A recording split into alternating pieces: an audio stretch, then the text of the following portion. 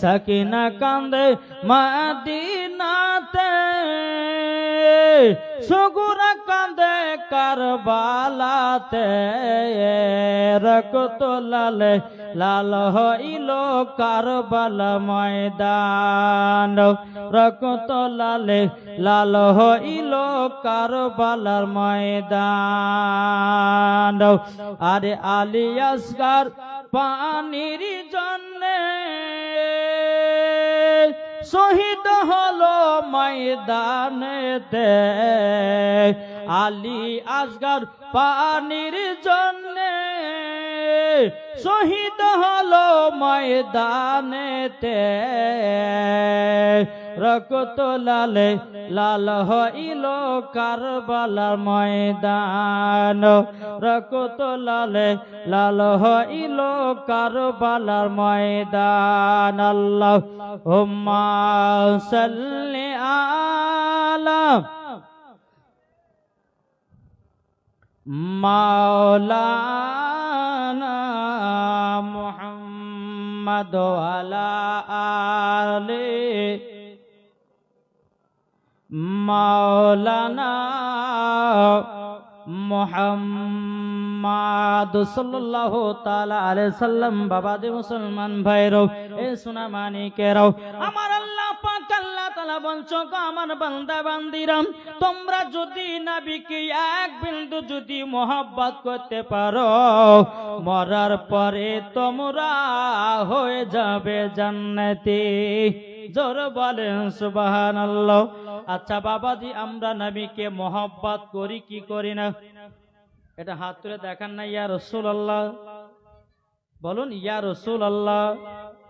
এই বাবাজি, আমার আল্লাহ পাক আল্লাহ তাআলা বলছো, আমার বান্দা বান্দিরা, বান্দা বান্দিরা, তোমরা যদি আমার নবীকে এক বিন্দু যদি মোহাব্বত করে নিতে পারো, মরার পরে তোমরা জান্নাতি হবো। যদি নবীর মোহাব্বত থাকে, যদি কবরে যাও, ওই কবরে বাবা কোনো সাপ আসবে না, ওই কবরে বাবা কোনো বেচ্চু আসবে না, ওই কবরে বাবা কোন রকমের গজব হবে না। আমার আল্লাহ পাক আল্লাহ তাআলা বলতেছে, ওগো আমার বান্দা বান্দিরাও, তোমরা যদি নবীকে এক বিন্দু যদি মোহাব্বত করে নিতে পারো, মরার পরে তোমরা সঠিক জায়গা পেয়ে যাবো। এই বাবাজি, আমার আল্লাহ পাক আল্লাহ তাআলা বলছে, ও বান্দা বান্দিরা, ও বান্দা বান্দিরা, তোমরা যদি আমার নবী মুস্তাফার সুন্নাত গুলোকে যদি মেনে চলতে পারো, বাবাজি মরার পরে তারাও জান্নাতে। জোর বলেন সুবহানাল্লাহ। এই কথা বুঝতে পারছেন? সবই তো বাচ্চা ছেলে গো, কয়েকটা মনে হয় বড় ছেলে আছে। জি ঠিক না?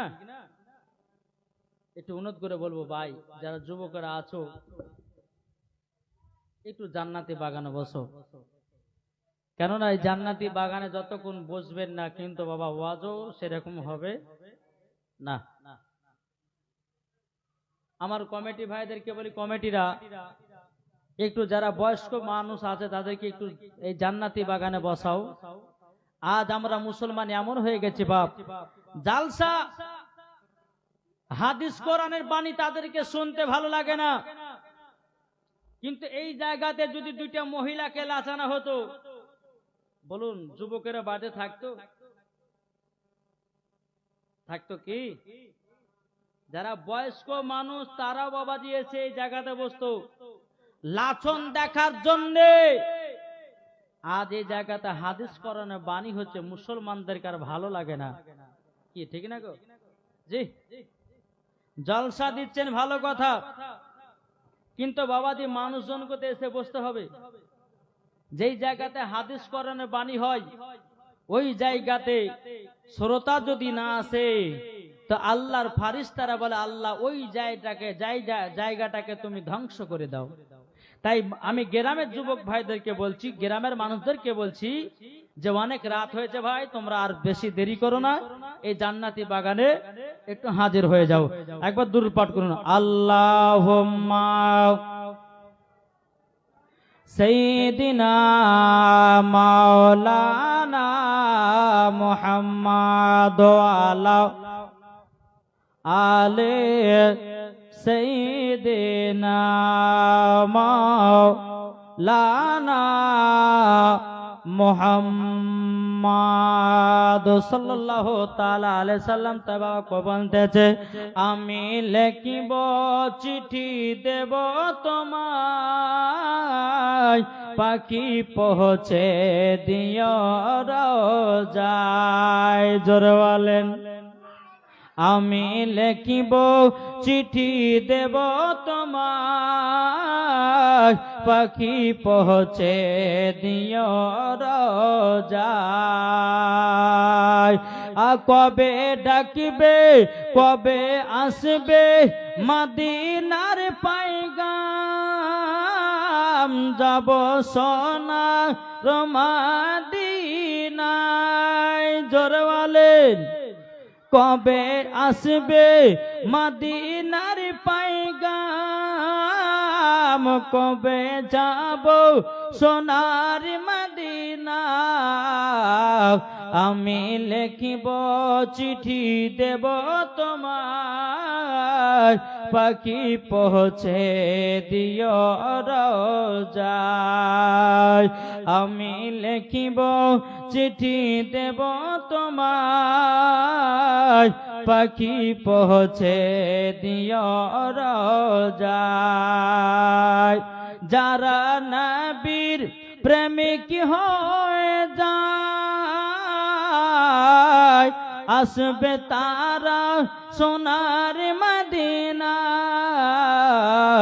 যাদের দিলে আছে নবীজির নাম, যাবে সোনার মদিনায়।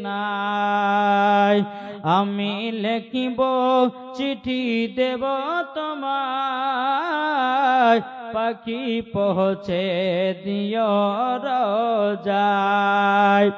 তৃষ্ণা কাতর আমারি মন, তৃষ্ণা মিটাবে কোপ জাম জাম। তৃষ্ণা কাতর আমারি মন, তৃষ্ণা মিটাবে কোপ জাম জাম। যাব আমি সোনার মদিনায়, পাখি পৌঁছে দিও রোজায়। জোরে কান সুবহানাল্লাহ। এই বাবাজি মুসলমান ভাইরা সোনামানিকেরাও, আপনাদেরকে বলতে চাই রে বাবা, আমরা নবীকে মোহাব্বত করতে রাজি আছি না নাই?